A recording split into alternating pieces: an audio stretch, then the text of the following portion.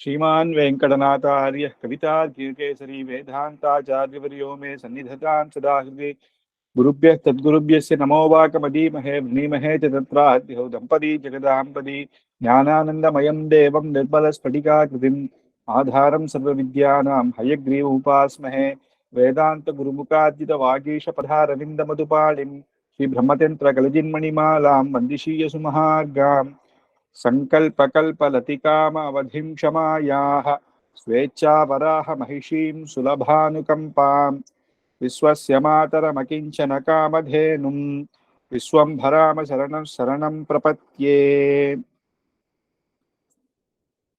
பூஸ்துதி பூமி பிராட்டியினுடைய பெருமைகளை பார்த்துட்டு வந்துருக்கோம். அதுல இது நவராத்திரி சந்தர்ப்பமாக இருக்கிறதுனால நவராத்திரியில தாயார் பெருமாளுடைய பட்ட மகிழ்ச்சிகளான எல்லா தாயாரையும் சேவிப்பது அப்படின்றது நமக்கு அப்பேற்பட்ட பாக்கியம். அதுல போன வாரம் நம்ம பார்க்கும் பொழுது சுவாமி தேசிகன் இது எல்லாமே விஸ்தாரமாக இருக்கு. ராமாயணம் அப்படின்னா சீதாராமருடைய கல்யாணம், கண்ணன் அப்படின்னா ருக்மிணி கல்யாணம், எல்லா அஷ்டமகிழ்ச்சிகளுடைய கல்யாணமுமே ஆச்சரியமாக பாகவதத்துல வரும். அந்த வராக அவதாரத்துல பகவான் பூமி பிராட்டிய அங்கேருந்து ஹிரண்யாட்சன் கிட்டேந்து ரட்சிச்சேர், மேல எடுத்துட்டு போனேர். அப்புறம் பூமி பிராட்டி இந்த குழந்தைகளுக்கு என்ன அப்படின்னு கேட்டா அப்புறம் வராக புராணம் சொன்னேர் அப்படின்னு இருக்கு. ஆனா அதிலுமே அந்த அந்த ரெண்டு பேரும் சேர்ற இடத்தையே ஒரு கல்யாணம் அப்படின்னும் பூமி பிராட்டியினுடைய கல்யாணம் அப்படின்னும் அங்க பெருமாள் வராகருக்கும் பூமி பிராட்டியினுடைய பட்டாபிஷேகம் நடந்ததாக ஆச்சரியமாக சுவாமி தேசிகன் நமக்கு அந்த புராணங்கள்ல கொஞ்சமா கிடைக்கிறது அற்புதமாக இந்த ஸ்லோகங்களாக நமக்கு எடுத்து கொடுத்திருக்கு. அதுல போன ஸ்லோகத்துல வராகர் பூமி பிராட்டியினுடைய பட்டாபிஷேகம் அப்படின்னு பார்த்தோம். பட்டாபிஷேகம் மகிஷிக்கு அப்படின்னு பட்ட மகிஷிக்கு பூமி பிராட்டிக்கு பண்ணும்பொழுது எப்படி இருந்தது அப்படின்னு, அப்ப தீர்த்தம் வேணுமேனா சமுத்திர ஜலமே தீர்த்தமாக இருந்தது அப்படின்னும், அப்ப ரத்ன சிம்ஹாசனம் இருக்கணுமேனா பகவானுடைய புஜத்தில்தான அவர் பூமி பிராட்டியை அப்படி வச்சுட்டு பேர், அதுவே பெருமாளுடைய புஜமே சிம்மாசனமாக இருந்ததும் அப்படின்னும், அந்த சமுத்திர அலைகளே ஒரு மங்கள வாத்தியங்களாக இருந்தது அப்படின்றது ஆச்சரியமாக நமக்கு சுவாமி தேசிகன் அந்த விவரணத்தை பண்ணி அந்த பட்டாபிஷேகத்தை பண்ணேர். அதை மேற்கொண்டு அடுத்த ரெண்டு ஸ்லோகமும் அதுல அந்த பூமி பிராட்டிய பகவான் ஆலிங்கனம் பண்ணும் பொழுது அது எப்படி இருந்தது அப்படின்றது ஒரு வர்ணனை. எப்பயுமே கவிகளுக்கு ஆச்சரியமான வர்ணனைகள் இருக்கும். பெரிய ஒரு மேகத்தை பார்த்தா அது அப்படியே அவ வர்ணிப்பான். ஒரு அற்புதமான ஒரு ஸ்திரியை பார்த்தா மேகம் போல இருக்கா அப்படின்றதெல்லாம் நிறைய வர்ணிப்பா. சுவாமி தேசிகனும் பெரிய கவி, ஆனா எல்லா கவிகளோடையும் சேர்த்துட முடியாது. ஏன் அப்படின்னா அந்த லௌகீக விஷயத்துல இல்லாம அந்த கவித்துவத்தையும் பகவத் விஷயமாகவே சொல்லணும் அப்படின்றத அவ்வளவு ஆச்சரியமா அந்த கவித்துவம், அந்த வர்ணனைகள், அந்த அலங்காரங்கள் அத்தனையும் அந்த வேதாந்த விஷயத்திலையும் பகவத் விஷயத்திலையுமே நமக்கு கொடுக்கிறது அது ஆச்சரியம். அதனாலதான் தேசிகன சாதாரணமா ஒரு கவி அப்படின்னு சொல்லிடக்கூடாது. இத்தர மதத்துல சொல்றா இப்பேற்பட்ட கவி எழுதியிருக்கார் அப்படின்றாங்க. சாதாரண கவி அப்படின்னு அந்த கவின்றது பெரிய விஷயம் தான் இல்லை, அவ்வளவு சுலபமா கவித்துவம் எல்லாருக்கும் வந்துடாது. ஆனா அந்த கவித்துவத்தையும் நமக்கு மார்க்கமாக காட்டுறதுக்கே இருக்கு இல்லையா, ஆச்சாரியனாக இருக்கு. அது ரொம்ப சில பேராலதான் அப்படி முடியும். இல்ல தேசிக சம்பிரதாயம் பாஷ்யக்கார் அந்த அந்த சம்பிரதாயத்துல வந்த ஆச்சாரியர்கள் அவளை பார்த்து பின்பற்றி நமக்கு அனுகிரகம் பண்ணியிருக்காங்க. அப்படி இந்த ஒரு விஷயத்துல அந்த பூமி பிராட்டி ஆலிங்கனம் பண்ண அந்த ஒரு விஷயம் அது ஆச்சரியமாக சாதிக்கிறார். வராகன் நம்ம பார்த்தோம், அவர் சாதாரண திருமேனி இல்ல, கிட்டத்தட்ட எப்படி வாமனனாக அப்பேற்பட்ட பெருசா அவதாரம் எடுத்தாரோ திருவிக்ரமனாக அவ்வளவு பெரிய அவதாரம் தான் வராக அவதாரமும். ஏன்னா பூமி பிராட்டி பூமியவே அவர் மேல தூக்கணும், தன்னுடைய இடை பல்லால தூக்கணும் அப்படின்னா அப்ப இவருடைய ஆகாரம் அந்த திருமேனி எப்பேற்பட்டதாக இருக்கும், ஒரு மலை போலன்னு கூட சொல்லிட முடியாது. ஏன்னா புராணத்துல சொல்லும் பொழுது அந்த மலையே மேரு மலையே அவர் காலிண்டதான் இருந்தது அப்படின்றார், தண்டாக இருந்தது, அவ்வளவு சின்னதாக இருக்கும். அப்போ அவ்வளவு விஸ்தாரமான அலங்காரம் அந்த திருமேனி. அப்பேற்பட்ட திருமேனியில தாயார் சின்னதாக இருக்கா. அதனாலதான் கோரப்பல்லுல ஒரு கிழங்கு குத்தி ஒரு வராகம் எடுத்து சாப்பிடும்போது ஒரு சின்னதா ஒரு கிழங்கு எப்படி அந்த பல்லுல ஒட்டின்னு இருக்கோ அந்த மாதிரிதான் தாயார் சின்னதாக இருக்கா அப்படின்னு. அப்போ அவ 2 பேருடைய அந்த ஆலிங்கனத்தை வர்ணிக்கிறேன். பர்த்துஸ்தமால ருச்சிபே ருச்சி ருச்சிரே புஜங்கம் क्षम्यताम् भर्तुस्तमालरुचिरे भुजमध्यभागे पर्यायमौक्तिकवती वृषतैः पयोधेः तापानुबन्धसमनी जगतां त्रयाणां தாராபதே ஸ்புரசித தாரகிதானி சேவ அப்படின்னு பர்த்துஸ்தமால ருச்சிரே புஜ புஜமத்திய பாகே அப்படின்னு 2 புஜங்களும் அப்பேற்பட்ட பெரிய புஜங்களுக்கு மத்தியில தாயார அப்படி தூக்கி ஆலிங்கனம் பண்ணிட்டு இருக்கு. அது எப்படி இருக்குன்னா பகவான் வந்து ஆகாசம் போல இருக்கு. ஆகாசம்ன்றது எப்படி பெருசோ விஸ்தாரமாக இருக்குமோ அப்படி இருக்கு. அது என்ன சொல்றாருன்னா ராத்திரியில இருக்க ஆகாசம் அப்படின்ற ஒரே இருட்டாக இருக்கு. தாயார் தான் அந்த ராத்திரியம், ராத்திரி போல இருக்கா. ஆனா ராத்திரி போல இருக்கான்னா அப்படி மட்டும் இல்லை, ஆனா பிரகாசமாகவும் இருக்கா. பிரகாசமாகவா அப்படின்னா சூரியனை போல இல்ல, ராத்திரியில ஒரு சந்திரன் இருக்கு இல்லையா, குளிர்ச்சியாக. ஆனா அந்த ராத்திரியில அந்த வெளிச்சத்தை கொடுக்க நமக்கெல்லாம் தாபத்தை போக்க கொடுக்கும்படியாக இருக்கா. அப்படின்னா நம்ம எல்லாம் அந்த வெய்ய காலத்துல எல்லாம் அந்த காலத்துல கிராமத்திலயோ நம்ம எல்லாம் வந்து என்ன பண்ணுவோம்னா மாடியில போய் படுத்துப்போம். அந்த மாடியில அந்த மழை காலம்னா கூட மாடியில படுத்துக்க முடியாது. அப்படியே அந்த மழை இல்லைன்னா கூட பாத்தீங்கன்னா மேகமூட்டமாக இருக்கும், நட்சத்திரங்கள் சந்திரன்லாம் அவ்வளவா தெரியாது. ஆனா அந்த வெய்ய காலத்துல அந்த காலத்துல நம்ம எல்லாமே சின்னப்ப நிறைய பேரோட மாடியில படுத்துட்டு பேசிட்டு அந்த நட்சத்திரங்களை பார்த்துட்டு இருக்கும் பொழுது என்னன்னா அந்த தாபங்கள் அப்படின்றது நம்ம மறந்து அதை நம்ம பார்த்து பேசிட்டு இருப்போம். அந்த மாதிரி தாயார் நமக்கு என்னன்னா தாபத்தை போக்கக்கூடியவளாக இருக்கா. தாபம்ன்றது யாருக்குன்னா ஜெகதாந்திரயானாம், இந்த ஜெகத்துல இருக்க இந்த திரிலோகத்துக்கும் எல்லாருக்கும், அவ பூமியில இருக்கிறவாளுக்கு மட்டும் தாபத்தை போக்கினா அப்படின்னு சொல்லல.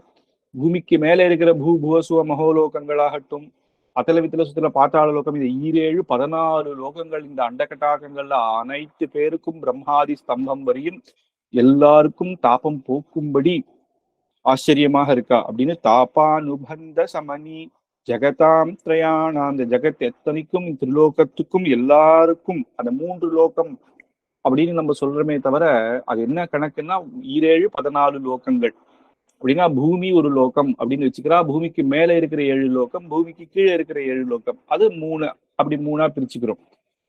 அதனால இந்த 3 லோகத்துக்கும் அப்படின்னு பரியா யமௌக்திகவதி ரிஷதை பயோதேஹே அப்படின்னு அந்த தாயார் அந்த சமுத்திர ஜலத்துல இருந்தான பகவான் எடுத்துன்னு வந்தேர்.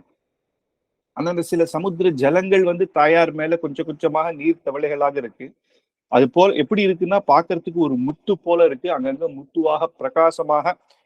அப்ப முத்துக்கள் போல இருந்தது அப்படின்னா நம்ம ஆகாசத்தை பார்க்கும்போது இருட்டாவும் இருந்து அத்தனை நட்சத்திரங்கள் தெரியும் பொழுது எவ்வளவு குளிர்ச்சியாக எவ்வளவு சந்தோஷமாக நமக்கு இருக்குமோ அந்த மாதிரி தாரா பதேகே நட்சத்திரங்களாக ஸ்புரசிதார கிதானி சேவ அப்படின்னு அப்பேற்பட்ட அந்த நட்சத்திரமாக அந்த அப்பேற்பட்ட ஆகாசத்துல இருட்டாக இருந்தாலும் பிரகாசமாக அந்தந்த முத்து போல தாயாருடைய அலங்காரத்தை நம்ம பார்க்கணும்.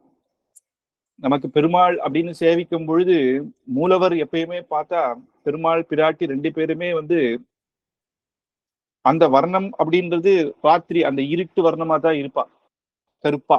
ஆனா அந்த நகைகள் ஆபரணங்கள்லாம் போட்டுட்டு நம்ம சேவிக்கும் பொழுது எப்படி அந்த தாயார் எப்படி நமக்கு சேவை சாதிப்பாளோ அந்த அலங்காரம் தாயாருக்கு அழகு மூட்டல. ஆனா என்னன்னா தாயாருக்கு அந்த அலங்காரங்கள் அந்த அலங்காரங்களுக்கு தாயார்னால அவ்வளவு அழகா இருக்காம் இன்னும். அப்படி அந்த வர்ணனை அப்படியே அந்த நட்சத்திரங்களாலேயே சுத்தி சுத்தி அந்த தாயாருடைய அந்த கோலம் போடுவா இல்லையா, அந்த புள்ளி வச்சு அந்த புள்ளியை ஒட்டுற மாதிரி நம்ம அப்படி வர்ணிச்சு அந்த மாதிரி ஆச்சரியமாக அந்த தாயார் அப்படியே நட்சத்திரமாக இருந்து நமக்கு சேவை சாதிக்கிறார். சேவை சாதிக்கிறது மட்டும் இல்ல, இருக்கிற இந்த உலகத்துல இருக்கிற அத்தனை பேருக்கும் தாபங்கள் போக்குறா அப்படின்னு. அங்க வந்து சிலதெல்லாம் ஆச்சரியமான அனுபவங்கள் ஆழ்வார்களும் அதை சொல்லியிருக்கு. அது வந்து என்னன்னா ராத்திரி இருட்டு போல பிரகாசமா அப்படிங்கிற. இருட்டுல பிரகாசம் இருக்க முடியுமா அப்படின்னா இருட்டுல பிரகாசம் இருக்க முடியாது. ஆனா தாயார் திருமேனி அப்படி இருக்கு. பெருமாள் திருமேனியும் அவர் கண்ணன் கருப்பாக இருந்தாலும் ஆச்சரியமா பிரகாசமாக இருக்கான் அப்படின்னா அது அந்த வர்ணன் அப்பேற்பட்டது. அது அந்த ராத்திரி அப்படின்னு சொல்லும் பொழுது அந்த இருட்டுல அந்த சுகமாக நம்மளுக்கு குளிர்ச்சியாக அங்கங்க சின்ன நட்சத்திரங்களாக இருந்து அதை எப்படி நம்ம மாடியில இருந்து எல்லாத்தையும் அந்த உலகத்துல நாளைக்கு என்ன கவலை ஸ்ட்ரெஸ் எல்லாத்தையும் மறந்து நம்ம அந்த இடத்துல அந்த இதை நம்ம அனுபவிச்சுட்டு இருப்போமோ அப்படிதான் பெருமாளும் தாயாரும் சேவை சாதித்து இந்த லோகத்துல இருக்கிற அனைத்து அதை நம்ம மறந்து தாயார் பெருமாளை நம்ம வந்து சேவிச்சுட்டு இருக்கும்போது எப்படின்னா அந்த தாபங்கள் எதுவுமே நமக்கு மறந்துடும் அப்படின்றத ஆச்சரியமாக இங்க இதுவாக நமக்கு எடுத்து கொடுக்கிறார். அப்பேற்பட்ட இந்த லோகத்துல அனைத்தும் திருலோகத்திலையும் பிரம்மலோகத்துக்கும் அவளுக்கும் என்னன்னா இந்த தாயார் தான் அனுகிரகம் பண்றா அப்படின்னு. அதுக்கு அடுத்த ஸ்லோகம் 20வது ஸ்லோகம் பட்டாபிஷேகம், அதனுடைய வர்ணனை. ஏற்கனவே பட்டாபிஷேகம் எப்படி நடந்ததுன்னு வர்ணனை பண்றேன். ஆனாலும் அந்த பட்டாபிஷேகத்துக்கு ரொம்ப முக்கியம் என்னன்னா அபிஷேகம்.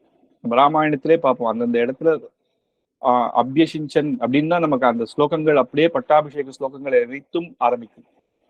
அப்போ எங்கன்னா அந்தந்த அந்த தீர்த்தம் அபிஷேக தீர்த்தம் அப்படின்றது சாதாரண இடத்துல இருந்து கொண்டு வந்துட மாட்டாங்க. நம்ம பெருமாள் தீர்த்தம்னாலே இன்னைக்கு கூட நம்ம பார்க்கலாம் பல திவ்ய தேசங்கள்ல திருமலையிலயோ எந்த அகோபிலும் எங்க போனாலும் அந்த திருமஞ்சனம் அப்படிங்கும் பொழுது அந்த அர்ச்சகாலாம் அந்த அந்த பக்கத்துல இருக்கிற அற்புதமான நதி திருமலை அப்படின்னா ஆகாச கங்கையிலிருந்து தோழப்பாச்சார் சுவாமி அப்படின்னு அவ அந்த வம்சத்தார் அவ வந்து பெருமாள் தீர்த்தம் குடம் அங்கேருந்து ஏழை பண்ணிட்டு வருவாள். அந்தந்த தீர்த்தத்துக்கு அந்த புராணங்கள்ல அப்பேற்பட்ட மகிமை எதுவும் அதிகம். அதே மாதிரி அந்தந்த திவ்ய தேசம் பக்கத்துல காவேரி தீர்த்தம் இன்னைக்கு கூட ஸ்ரீரங்கத்துல பார்த்தா நமக்கு துலா மாசம் வரப்போகுது. துலா மாசம் பூர்த்தியாக காவேரியிலேருந்து தான் தீர்த்தம் வரும். யானை மேலிருந்து அந்த தீர்த்தம் எடுத்துன்னு வருவா. 365 நாளும் காவேரி தீர்த்தம் தான் திருவாராதனத்துக்கு. ஆனா துலா மாசத்துல இன்னும் நமக்கு முக்கியம் யானை மேல இருந்து வருது.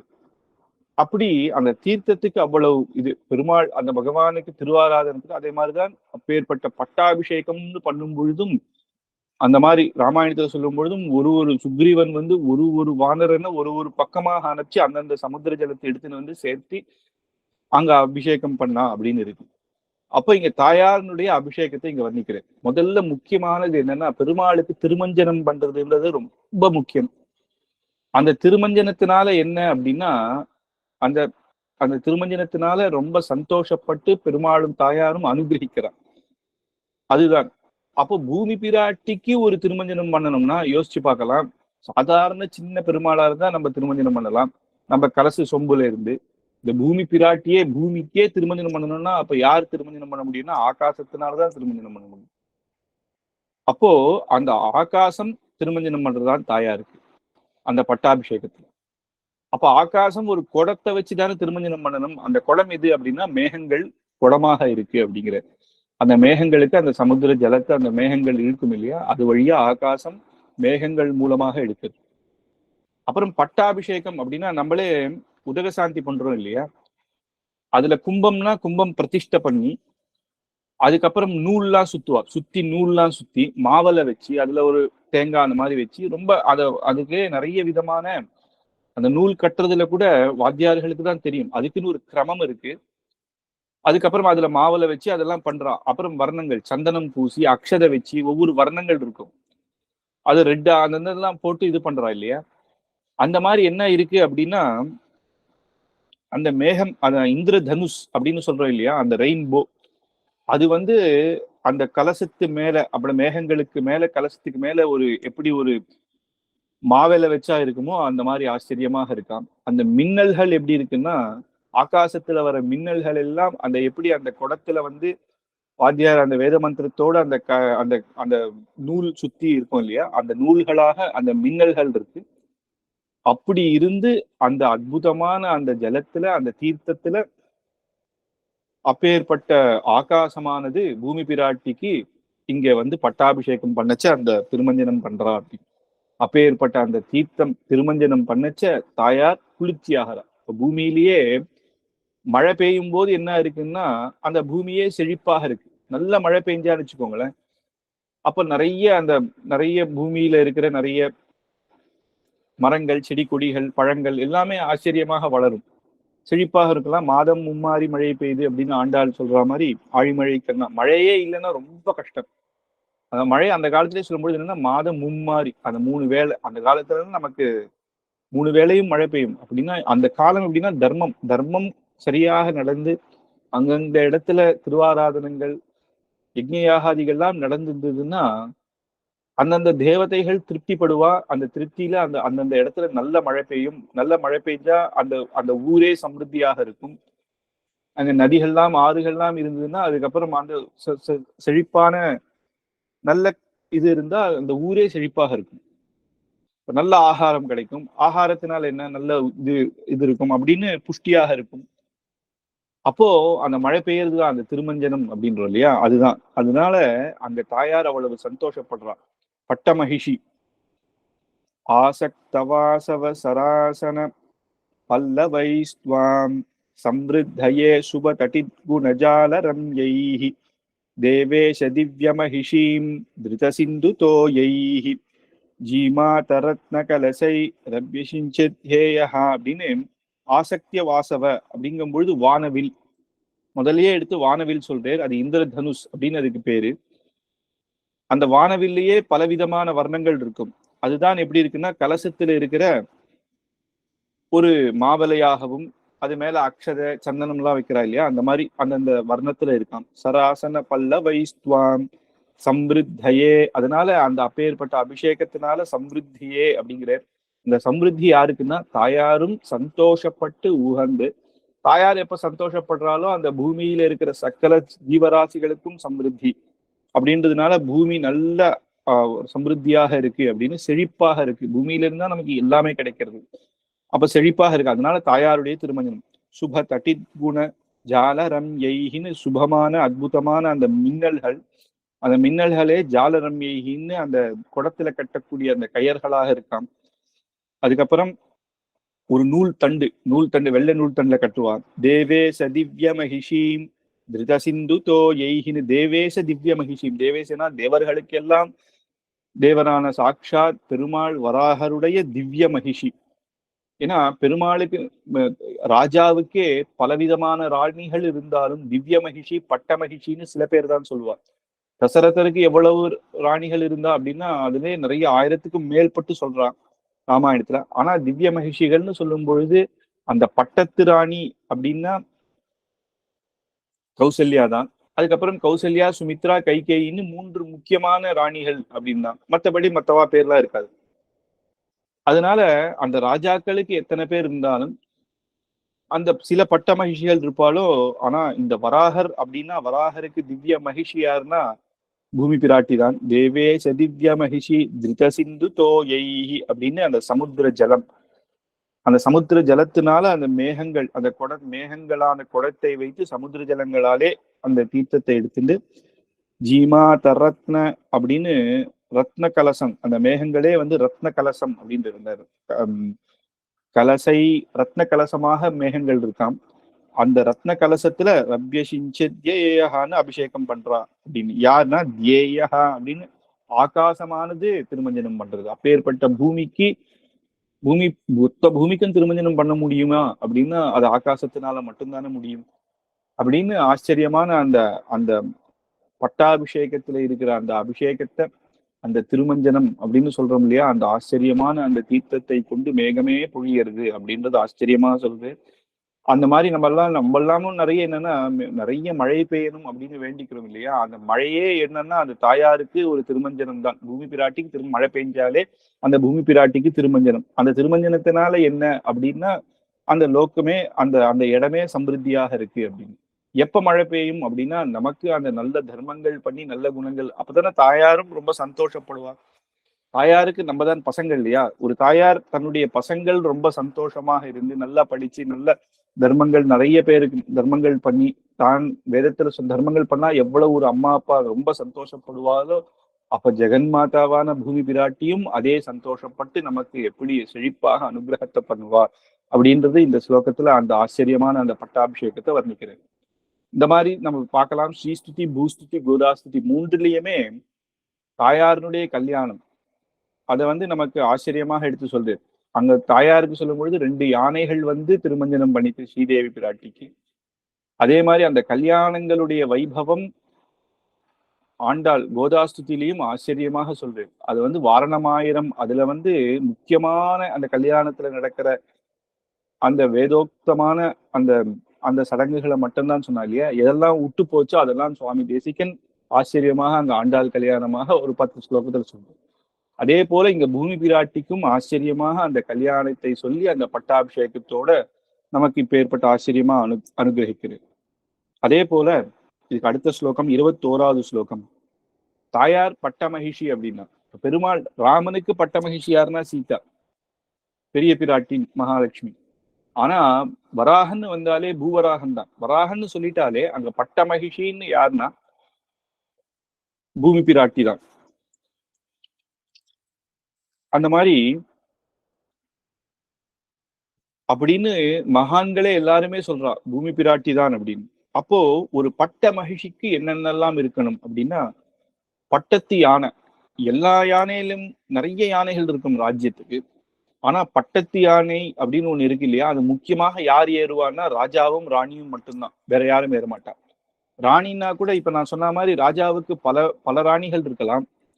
அந்த ராணிகள்ல எப்படி எப்படி சில பேர் கல்யாணம் பண்ணிப்பான்னா, சில பேர் தர்மத்துக்காக கல்யாணம் பண்ணிப்பா. இப்போ வந்து வேற ஒரு அதுக்கப்புறம் வெளிநாட்டு அந்த நாட்டுக்கு அந்த ராஜாவோட வந்து நம்ம வந்து மித்திரத்துவம் வச்சுக்கணும் அப்படின்னா அவ அந்த ராஜாவோட பொண்ணை கல்யாணம் பண்ணிப்பான். அப்புறம் சில பேர் ஆசையினால கல்யாணம் பண்ணிப்பான்.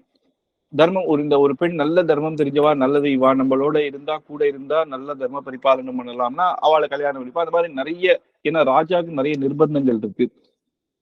பக்கத்துல இருக்க ராஜா சண்டைக்கு வரக்கூடாதுன்னா என்ன பண்ணுவான்னா, இவா இந்த 2 நாட்டுக்கு சண்டை வரக்கூடாதுன்னா இவாளை 2 பேரை கல்யாணம் பண்ணி விட்டுட்டா அந்த ராஜ்யத்துல அந்த சண்டை வராது அப்படின்ற ஒரு இதுல நிர்ணயம் பண்ணிப்பான். அப்படி பலவிதமாக இருக்கு. அதே மாதிரிதான் தசரதருக்கும் நம்ம சொல்ல போனா பட்ட மகிழ்ச்சின்னு பார்த்தா கௌசல்யா தான். சுமித்ரி அவர் கல்யாணம் பண்ணிட்டு சுமித்ரா அப்பேற்பட்ட தர்மவான், எதை கேட்டாலும் கரெக்டா சொல்லுவாளாம். தனக்கு சுயலாபத்துக்கு சொல்ல மாட்டான், தன் குழந்தைகளுக்காக அப்படின்னா சொல்ல மாட்டான். என்னைக்குமே பார்த்தாலும் சுமித்ரியோட குழந்தைய லக்ஷ்மணன் சத்ருக்னன் அவ அந்த ராஜ்யத்து மேலேயே ஆசைப்படல. அவ 2 பேரும் ஒவ்வொருத்தர் ஒவ்வொரு அண்ணா கிட்ட, ஒருத்தர் பரதர் கிட்ட, லக்ஷ்மணன் ராமர் கிட்ட, இப்படிதான் இருந்தா. அதுவே அந்த அம்மா சந்தோஷமாக ஏத்துக்கிறார். அந்த மாதிரி எந்த ஒரு ஆசையும் இல்லாம எது தர்மம், அப்ப ஜேஷ்ட புத்திரன் தான் வரணும்னா அப்புறம் எதுக்கு தேவையில்லாத, அதுதான் தர்மம். அந்த தர்மத்தை எடுத்து சொல்றவா. இந்த தர்மத்தை சொல்றதுக்காகவே கல்யாணம் பண்ணிட்டாரு. நிறைய விஷயங்கள் ராஜ்யத்துல ஒரு கஷ்டங்கள் வந்தா கூட சுமித்ர கிட்ட சில ஆலோசனைகள் பண்ணுவார். ஆனா அப்புறம் கொஞ்ச நாள் கழிச்சு என்ன ஆயிடுச்சுன்னா, கைகேயி மேல ஆசைப்பட்டு அவ சின்னவளாக இருக்க ஆசைப்பட்டு கல்யாணம் பண்ணிக்கிறேன். அந்த கைகேயும் பேர்பட்ட ராஜா அப்படின்ற ஒரு ஆசையில கல்யாணம் பண்ணிக்கிறான். அதுக்கப்புறம் அந்த கைகேயினுடைய பேச்சை கேட்க வேண்டியதா போச்சு. அந்த ஒரு இடத்துலதான் சுமித்ர பேச்சை கேட்காததுனால அந்த வந்த ஒரு கஷ்டம் தான். கௌசல்யா கூட என்னன்னா ராமனை தான் ராஜாவாக்கணும்னு சொல்லுவா. ஆனால் தன் குழந்தை அப்படின்ற ஒரு அபிப்பிராயம் வந்துடும், தன்னுடைய குழந்தைக்காக சொல்றா அப்படின்னு. ஆனா சுமித்ர கரெக்டா தர்மத்தை எடுத்து சொல்லுவா. ஆனா அந்த இடத்துல அவரால் வந்து அந்த சத்திய வாக்கு கொடுத்ததுனால ஒன்றும் பண்ண முடியாம போயிடுது. அப்படி இன்னும் பல ராணிகள் இருக்கா. ஆனா இவா 3 பேரும் ரொம்ப முக்கியமோ. அப்போ அந்த அந்த பட்டத்து ராணி அப்படின்னா ஒரு சபையில தசரதரோட உட்கார்றது யாருன்னா கௌசல்யா மட்டும்தான், மத்தவா கிடையாது. அந்த மாதிரி தன்னுடைய அஷ்ட திக்கஜமான யானைகள் மேல உட்காரணும் அப்படின்னா இந்த பூமியை தாங்கிறது எதுன்னா அஷ்ட திக்கஜங்களான அஷ்ட யானைகள் தன் தலைமையில வச்சு தாங்கிறது. அதனால இது பட்ட மகிழ்ச்சி பூமாதேவி தான் அப்படின்னு நமக்கு தெரிய வருது. அதுக்கப்புறம் ஆபரணங்கள், தன்னுடைய வட்டியானம் அப்படின்லாம் பார்த்தா ராணிகள்லயே வைரம் பதிச்ச நகைகள் தான் போட்டுப்பா. மற்ற ராணிகளுக்கு எல்லாம் சாதாரணமா போட்டாலும் பட்ட மகிழ்ச்சிக்கு எல்லாமே வைரத்தினால பண்ணக்கூடிய இதுவா. அப்ப இந்த பூமி பிராட்டிக்கு சமுத்திரமே ஒரு வட்டியானமாக ஆச்சரியமாக இருக்காம். சமுத்திரத்துல எத்தனையோ ரத்னங்கள் இருக்கிறதுனால அது ரத்ன மேഖலையாக தோன்றுறது அப்படின்னு அதை வச்சு பார்த்தாலும் ஆபரணங்கள், அந்த பூமி பிராட்டியினுடைய ஆபரணங்கள் திருமங்கை ஆழ்வார் சிறிய திருமடல்ல அற்புதமாக சொல்றது. அப்ப அந்த அந்த அந்த வந்து நதிகளே தனக்கு வந்து ஒரு புடவையாக இருக்கு அப்படின்னு ஒவ்வொரு அந்த காடுகள், அந்த காடுகள்லாம் பார்த்தோன்னா தாயாருக்கு ஒரு வனமாலையாக இருக்கு. வனமாலை, அதுவும் இங்கேயும் சுவாமி தேசிகன் எடுத்து சொல்றேன். வனமாலினி துவாம் அப்படின்னு அந்த வனமாலி அப்படின்ற வனமாலின்னு பகவானுக்கே பேர் உண்டு. கண்ணன் வந்து வனமாலையை போட்டு பேர் அப்படின்னு சொல்றோம் இல்லையா. அந்த மாதிரி ஆச்சரியமான வனமாலை எதுக்குன்னா பூமி பிராட்டிக்கு அந்த வனங்களான அந்த காடுகளே இருக்காம். அப்படி ஒவ்வொரு விதமும் ஒவ்வொரு தாயாருக்கு ஒரு ஆபரணமாக இருக்கவே அதை வச்சியும் சொல்லலாம் தாயார் பூமி பிராட்டி தான் பட்ட மகிழ்ச்சி அப்படின்னு. வனமாலின்ற ஒரு நகை அந்த தாயாருக்கு உண்டு, அந்த ராணிக்கு உண்டு, அது போல இந்த இருக்கு அப்படின்னு.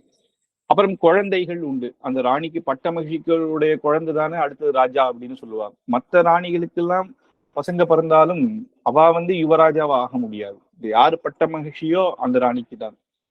அப்படி இந்த பூமி பிராட்டிக்கு குழந்தைகள் அப்படின்னா சகல ஜீவராசிகளும் பூமி பிராட்டினுடைய குழந்தைதான். அப்ப நம்ம எல்லாருமே என்னன்னா ராஜா ராணி அந்த பட்ட மகிழ்ச்சி நமக்கு ஜெகத்பிதா மாதா இவா இருக்கிற இந்த லோகத்துக்கெல்லாம் ஆளக்கூடிய சர்வேஸ்வரனான பகவானும் தாயாருமே நமக்கு ஜெகன்மாதா ஜெகத்பிதாவாக இருக்கா. அதனால அப்பேற்பட்ட இது அப்படின்னு ஆச்சரியமாக சொல்றேன். ஆவிர் ஆவிர் மதைரம தந்திம ரகசியமானாம் ருஹ்யமானாம் அப்படின்னு அந்த யானை மேல அஷ்ட திக்கஜங்கள் யானை மேல வருவா அப்படின்னா பூமி பிராட்டியும் அஷ்ட திக்கஜங்கள் மேல இருக்காங்க. ரத்னாகரேன ருச்சிராம் ரசனா குணேன அப்படின்னு ரத்னாகரேன அப்படின்னு ரத்னமான ஒட்டியானம், கரேன அப்படின்னா அந்த மேகலா அப்படின்னு சொல்லுவான். அது ரத்னமாக இருக்கணும் பட்ட மகிழ்ச்சிக்குன்னா ருச்சிராம் ரசனா குணேன அப்படின்னு அந்த சமுத்திரமே இருக்கு. சமுத்திரத்திலிருந்து தான் நம்ம ரத்னங்கள்லாம் எடுக்கிறோம். அந்த காலத்துல எல்லாம் பார்த்தா அந்த ட்ரேடு பண்றவாள்லாம் பார்த்தா சமுத்திரம் வழியா தான் போவா. அதுல இருந்தா நிறைய விஷயம் அவளுக்கு ரத்னங்கள்லாம் கிடைக்கும். அதெல்லாம் கொண்டு வந்து ராஜாக்களுக்கு கொடுப்பா. அதுக்கு தகுந்த விலையை ராஜா கொடுத்து அதை வாங்கிப்பா. மாத திரிலோக ஜனனி அப்படின்னு இந்த திரிலோகத்துக்கும் ஜனனி மாதா வான பூமி பிராட்டி திரிலோகத்துக்கும் அப்படின்னு சொல்லும் பொழுதே நம்ம சொன்னோம் 7-14 லோகம் பிரம்மாதி ஸ்தம்ப பரியந்தம் எல்லாருக்கும் ஜனனி. ஜனனி அப்படின்னு சொன்னாலே வந்து சம்ஸ்கிருதத்துல மாதா ஜனனி அப்படின்னு ரெண்டுமே ஒண்ணு. மாதானாலும் அம்மா, ஜனனினாலும் அம்மா அப்படின்னு நம்ம சொல்றோம். ஆனா சம்ஸ்கிருதத்துல இங்க கொஞ்சம் வித்தியாசம் இருக்கு. ஜனனின்னா பெற்று எடுத்த நம்மளை 10 மாசம் பெற்றெடுத்த தாயார ஜனனின்னு சொல்லுவா. அதுக்கப்புறம் இல்ல நம்மளை வளர்த்த தாயார்னு சில பேர் இருப்பாள்ல, அம்மா இல்லாம நம்மள வளர்த்த தாயார் அப்படின்னா அது அம்மா அப்படின்னு சொல்லும் பொழுது மாதா அப்படின்னு சொல்றது உண்டு. அதனால இங்க ஜனனி மாதா பெற்றெடுத்திருக்கலாம், ஆனா ஜனனின்னா கண்டிப்பாக பெற்றெடுத்த தாயார் தான் அப்படின்றது அங்க அர்த்தமா இருக்கு. ஏன்னா நம்ம இந்த சகல ஜீவராசிகளிலும் பூமியிலிருந்து தான் இருக்கிறதுனாலையும் அங்க பிரம்மா இந்த லோகங்கள்ல தேவதைகள்லாம் இருந்தாலும் அவளுக்கு ஒரு புஷ்டி ஆகாரம் சமிருத்தினா இந்த பூமியில பண்ற யஜ்ஞ யாகாதிகள் தான் அவளையே காப்பாத்துன்றதுனால அப்ப இந்த பூமியில இருக்கிறவா பூமி பிராட்டினாலதான் நம்ம எல்லாருக்கும் நமக்கு ஜனனியாக இருக்கா, தாயாராக.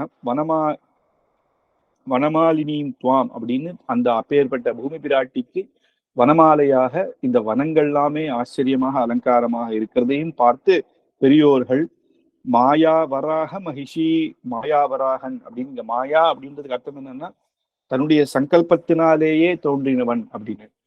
சில அவதாரங்கள்ல தேவர்கள்லாம் போய் என்ன ரட்சிக்கணும், நீர் தர்ம சம்ஸ்தாபனம் பண்ணணும், அவதாரம் பண்ணணும் அப்படின்னுதான் அதுக்காக பகவான் சங்கல்பித்து அவதாரம் எடுக்கிறார். ஆனா வராக அவதாரத்துல ஒரு இது என்னன்னா யாருமே வேண்டல. பூமி பிராட்டி காணும். அங்க வந்து பிரம்மா வந்து மனுவுக்கு சொல்றேர் மேற்கொண்டு சிருஷ்டியை இந்த பூமியில ஜீவராசிகள் எல்லாம் படை அப்படின்னு பிரம்மா சொல்றார். அவர் படைக்கலாம்னு பார்க்கும்பொழுது பூமியை காணுமே என்ன ஆச்சுன்னு தேடுறார், அவ்வளவுதான். அப்பவே அந்த க்ஷணமே வராகன் அவதாரம் பண்ணிட்டார். அப்படின்னா யாரும் ஒருத்தர் வேண்டிட்டு கூட இல்லை, அப்படி சங்கல்பம் அப்படின்னா பூமி பிராட்டி மேல அவ்வளவு எப்பேற்பட்ட ஆசை அப்படின்னு நம்ம பார்த்துக்கலாம் அந்த பெருமாளுக்கு. அதனால பட்ட மகிழ்ச்சியாச்சு.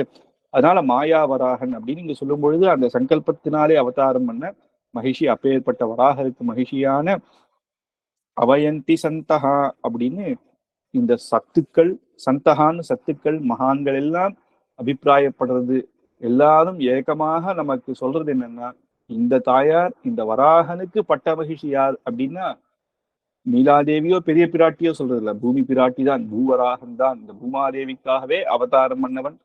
அந்த பூமி பிராட்டி மூலமாக நமக்கெல்லாம் அனுகிரகம் பண்ணி அப்பேற்பட்ட வராக புராணத்தை நமக்கு அனுகிரகித்தவர் அப்படின்றதுனால இந்த இடத்துல பட்ட மகிழ்ச்சி மாத திரிலோக ஜனனி, இந்த திரிலோகத்துக்கும் ஜனனி அப்படின்றது யாருன்னா தாயார் பூமி பிராட்டியே அப்படின்றது சத்துக்களான மகான்களுடைய அபிப்பிராயம் அப்படின்றது இங்க சுவாமி தேசிகன் எடுத்து சொல்றேன்.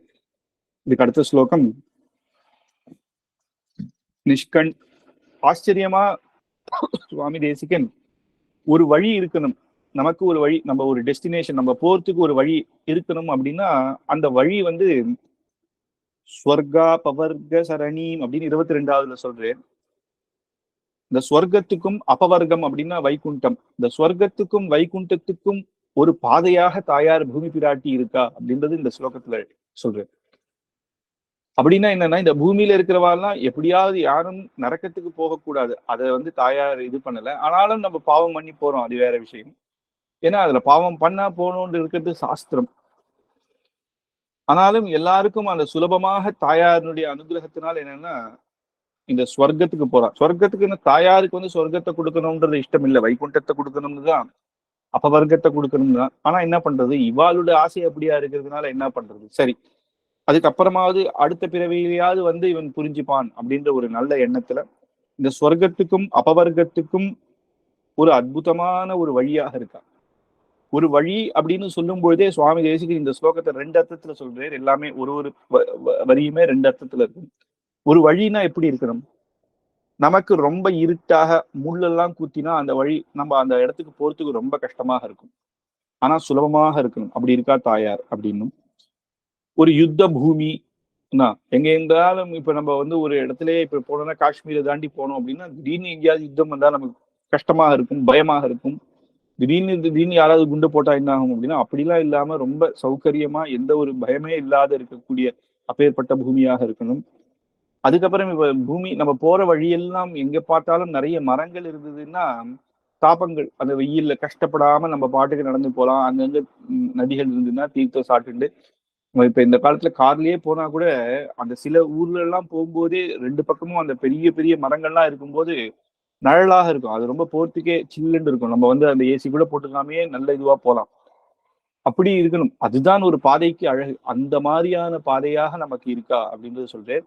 நிஷ்கண்டக பிரசமயோக நிஷேவனீயாம் छाया विशेष परिभूत समस्ततापां स्वर्गापवर्ग सरणीं भवती मुशन्ति स्वच्छन्दसूकर वधूम அவதூத பங்காம் அப்படின்னு நிஷ்கண்டக அப்படின்னு எந்த ஒரு பாதகமும் இல்லாத ரொம்ப சுலபமாக ஒரு முள்ளுக்கெல்லாம் இல்லாத ஒரு பிரசமயோக நிஷேவனீயாம். யோகனா ரொம்ப கஷ்டப்பட்டோ பயந்தோ நமக்கு வந்து ஒரு யுத்த பூமியோ அப்படின்லாம் இல்லாம ரொம்ப சுலபமாக போகும்படியான சொர்க்காபவர்க சொர்க்கத்துக்கும் வைகுண்டத்துக்கும் சுலபமாக போகக்கூடிய வழியாக இருக்கா அப்படின்னு.